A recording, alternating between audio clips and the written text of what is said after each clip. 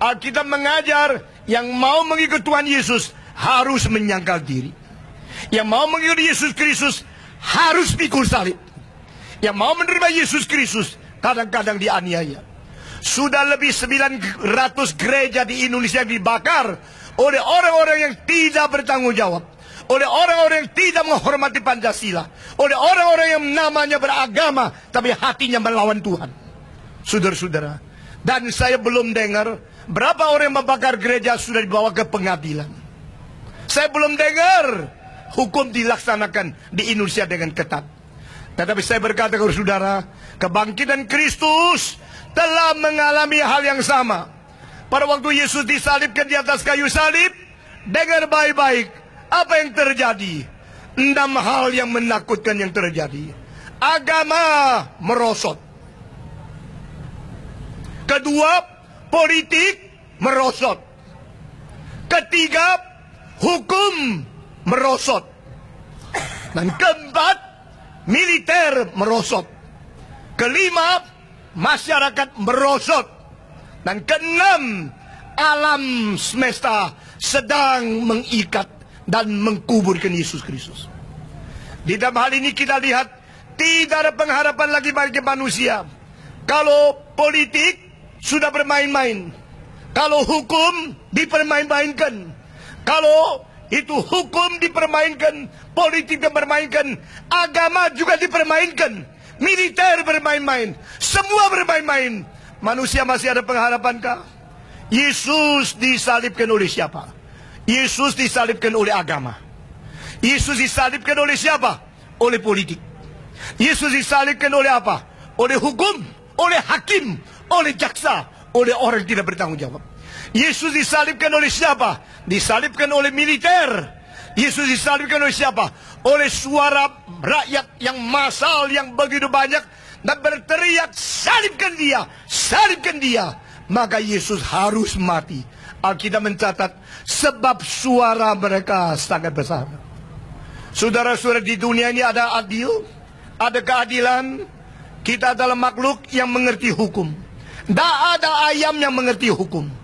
Tidak ada kucing, harimau, jirafah, gajah, binatang apapun yang mengerti hukum. Satu-satunya makhluk yang mengerti hukum adalah manusia. Karena kita dicipta menurut peta teladan Allah. Lalu kita hukum, kita mau cari keadilan. Tetapi tempat yang paling tidak adil adalah pengadilan. Di mana kelihatan uang, matanya sudah melotot, tidak lagi melihat kebenaran. Saudara-saudara, mahasiswa yang sekolah hukum, jikalau hatimu tidak takut kepada Tuhan, makin belajar hukum, makin engkau menjadi alat setan. Karena manusia bukan mau hukum. Manusia belajar hukum untuk cari duit. Manusia menjadi jaksa untuk korupsi. Manusia menjadi hakim untuk tidak adil. Kalau demikian, adakah pengharapan dunia ini? Saudara-saudara, Yesus bukan dibunuh oleh penyamun. Yesus bukan dibunuh oleh teroris.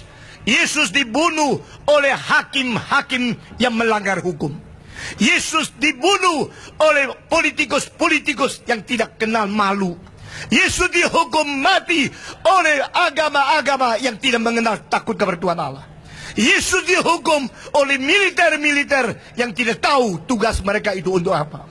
Saudara-saudara, massal yang berteriak dengan suara keras mau menang sendiri.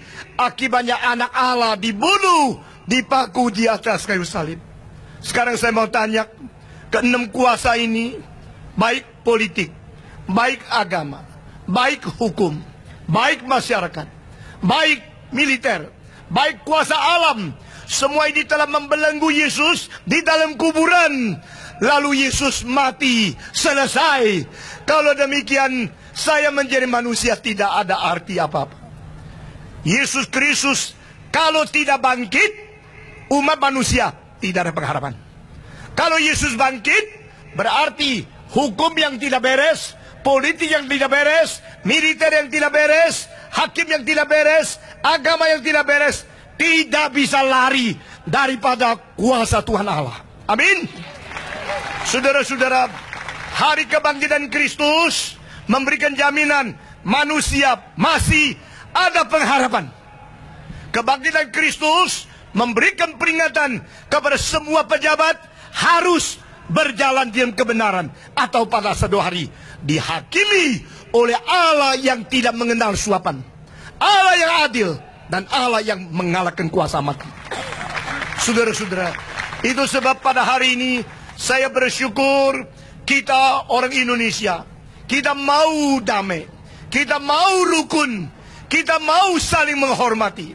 Meskipun kita beragama berbeda, kita boleh saling belajar. Coba belajar apa perbedaan agama Islam dengan agama Kristen, dengan agama Buddha. Lalu mereka menemukan. Dan hari ini saya berkata kepada saudara, sebagai seorang pendeta, saya berkata, Yesus berbeda dengan semua pendiri agama karena dia bangkit daripada orang mati.